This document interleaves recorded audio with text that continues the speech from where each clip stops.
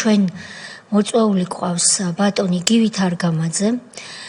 ბატონი გივით არგამაძისთვის შეტყობინება იქნა გაგზავნილი, უფრო მეტიც მან პირადად მოაწერა ხელი იმის თაობაზე ინფორმაციას, რომ ჩაიბარა ეს შეტყობინება, შესაბამისად მისთვის არის ცნობილი, რომ ის დღეს 11 საათზე არის მოწვეული კომისიის წინაშე.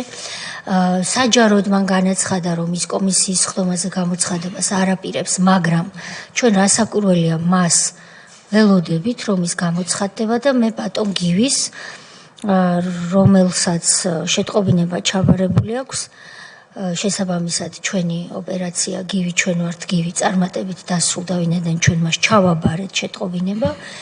ვურჩევ ბატონო გივი, მობრძანდით, ვინაიდან სისხლის სამართლებრივი პასუხისმგებლობის საკითხი დადგება და ეს იქნება გარდაუვალი.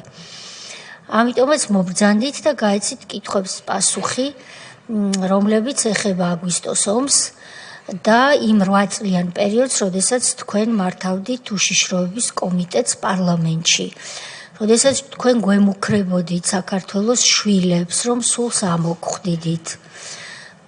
ზოგს მართლაც სამწუხაროდ დაუდგა შავნელი დღეები და სული ამოხადა ნაციონალური მოძრაობის ხელისუფლებამ, ციხეში თუ ციხის მიღმა ქუჩაში დახვრიტეს ხალხი, აწამეს არაერთი ადამიანი და მოხდა ისე, რომ ჩვენ ვინც აქ ვართ და არა მხოლოდ ჩვენ ვართ ცოცხლები და ვსვამთ კითხვებს და ვითხოვთ ამ კითხვებზე პასუხს. ამიტომ ბატონო გივი, ბუჩქებში ნუ დაიმალებით, გამობრძანდით, მობრძანდით, დაბრძანდით და აბსოლუტურად ცივილურ პირობებში გაეცით ჩვენს კითხვებს პასუხი.